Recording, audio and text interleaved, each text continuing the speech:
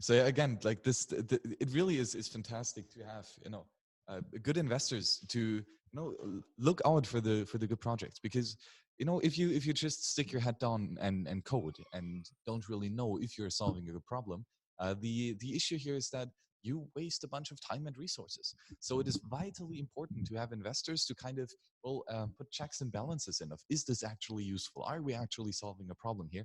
And ultimately, will there be users who need such a solution? Right? Is this actually a legit problem, or just some random stuff? And that is the aspect here of having skin in the game, right? Of putting your own capital up front at the risk of losing it, right? If that venture fails, then we'll lose all of his Bitcoin, which sucks pretty much. So the ability of having these investors putting their sound money that they cannot inflate and print out of nothingness, but actual real hard-earned sats, and put that into, a project, is very, very important, because only then do we know whether these projects are actually legit or not. It's very important to have this. And I especially like how Oleg is also contributing, not just in equity-based projects where he has the opportunity of earning back more Bitcoin in order to pay back for the equity risk that he got, but also just for funding open source, like non-strings attached projects. For example, his work on RGB, very brilliant protocol, smart minds working on it, Giacomo Succo, Maxim Molosco, many others, Peter Todd. But still, like here, he's not gonna get direct sats back if RGB succeeds, right? This now, if it fails, all the money's gone. If it succeeds, all the money is still gone. But why does he still fund it? Because it is ultimately worth the technology, right? And to have such an underlying protocol to then build real companies on top. Again, without Bitcoin, we could not have, exchanges, right? To, let people dump their fiat shitcoins to stack more sats. And without the Lightning Network, we could not have games building on top to have microtransactions with millions of them every second. And ultimately, then, without something like RGB, we will not have solid decentralized exchanges, shifting around the different assets at lightning speed. These are all projects and companies building on top of solid infrastructure. And this infrastructure must be built out. Who builds the roads? Exactly, individuals like Oleg, who funds the development of such underlying infrastructure. It doesn't have to be, uh, the state stealing money, and then, with all the malinvestments and overconsumption that these misaligned and safe incentives give. It's just private individuals stacking their own sats and then putting the sats on the table so that individual devs have a bunch of stuff to work at. So another sip. This is actually some ginger lemon tea in here. Very delicious, very hot. Burned my tongue on the way to the conf, but it's good. What else is there new? Oh, mm, so much. Honestly, like the craziness of this conference really is mind-boggling. Um, where to start? It's the entire week-long event, right? Getting the right people together, and making sure that they get shit done. I was very happy to see, for example, the first hack day. Oh no, wait, that was the second day actually, where it was just bunch of individuals hacking together at their own table, mingling around, doing awesome stuff. For example, there, I got the chance to finally again sit down with Jonas Nick and Adam Gibson at Waxman. And these two are just crazy genius cryptographer wizards who do awesome stuff. And I had a bunch of questions, and I could ask them all these many questions. I could get their insights. I could have to follow up and give my insights, and they could critique mine. And we just worked and worked and worked to then ultimately, condense a very, very complex protocol of partially blind atomic swaps with Schnorr cryptographic magic that has an unbelievable privacy tool, very useful for a project like, for example, Wasabi Wallet. So we use all this magic, right? And I would have no chance of understanding this all by just, reading some stuff online. I really need to have this real interaction in meet space as well, right? Where we have such a high frequency of communication. And that was absolutely powerful. What we also had was a very, very nice thing, the Socratic seminar.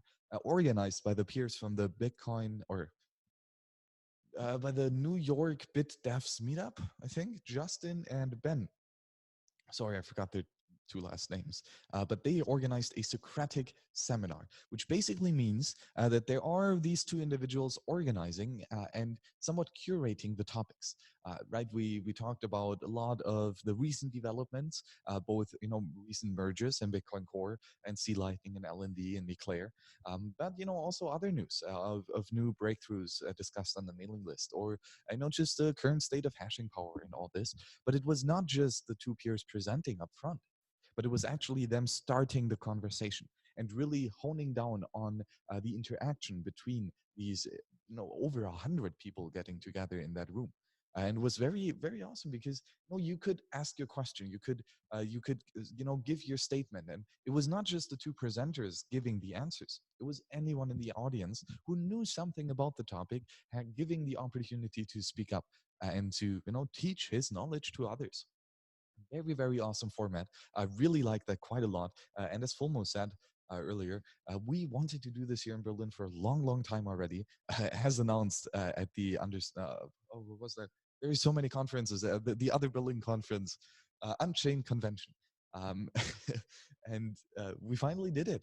It was hopefully the first of many. Hopefully in the next ones we will continue to just do them maybe once every month, hopefully not just in Berlin but in other places as well. That would be very fantastic.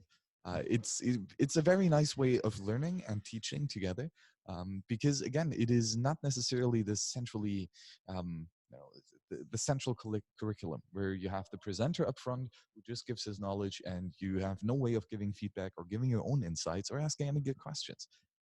It was very, let's say, distributed, right? You have a network of peers getting together to gossip around whatever the topic of conversation was. That was very, very powerful. Um, then there was also a pitch night where different startups or projects got their opportunity to showcase what they are working on. To describe the problem that they're trying to solve and the solution that they come up with so far. And of course, that is on one hand kind of shilling their own projects, yes, but also asking for help and asking for the feedback and trying to get to mingle with the community at large, maybe get additional contributors, and have a bunch of fun while doing so. Many great projects got introduced there, or introduced themselves there, as some long-lasting projects showed their most recent steps and where they are. And well, as kind of is always the case here with these tribe gatherings, at the end of the work sessions, we go to the bar.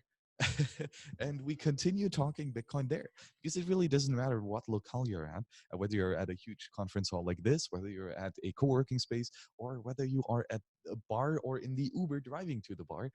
It really does not matter. We're gonna talk Bitcoin, and we're not gonna shut up. So the fun thing here really was that uh, the conversations continue. They go till deep in the night. They start early in the morning, and no, I've been on the last couple of weeks nonstop. I had different tribe gatherings, and really to gather all this, my brain hurts a lot. Especially yesterday evening after that conversation with Jonas Nick and Adam Waxwing. That just blew my mind too much. I think some fuses completely are now gone forever. Because this is difficult work. It's actually not that easy to figure out these very in-depth nuances. And ultimately, this is uncharted territory. We have no clue what the fuck we're doing here, right? We just blabber on, we just write code and see what comes out of it. And ultimately, if it is useful. Um, but having this creative journey and trying to figure all of this out is a lot of fun, I really have to say. So if you are not here at these Bitcoin tribe gatherings, you really are missing out. They might not be the most, let's say, work productive. Like if you really need to focus down and get your work done and write code or documentation or whatever it is that you do, then ultimately it might be better to just be in your basement and writing for 16 hours a day. Yeah, for sure. But on the other hand, if you want to have these creative spurts of new ideas coming to mind, then these tribe gatherings are essential.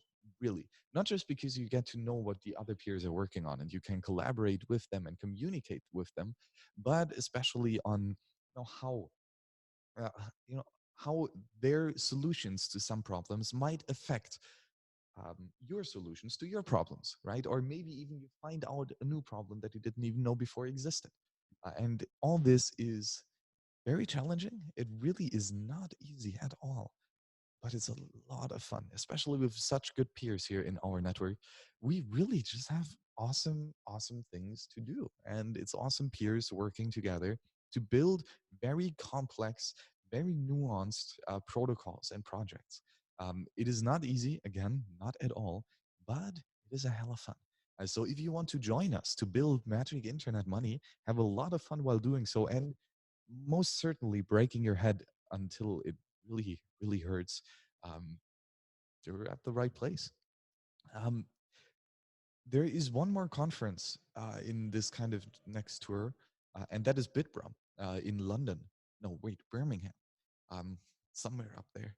Uh, and that is also going to be fun. And I think this is the last conference probably that I will attend, at least for the next bit.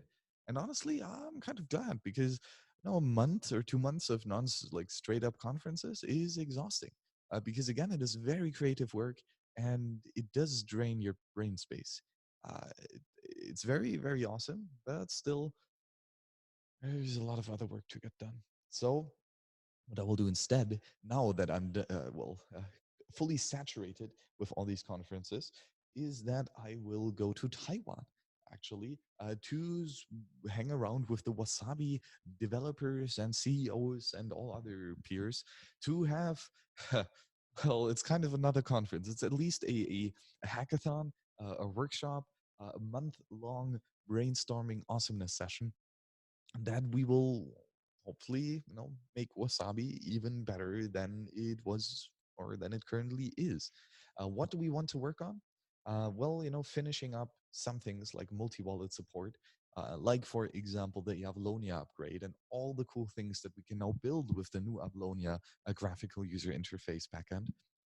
And yeah, also the Bitcoin Core full integration, right? So that every Wasabi wallet ships with Bitcoin D.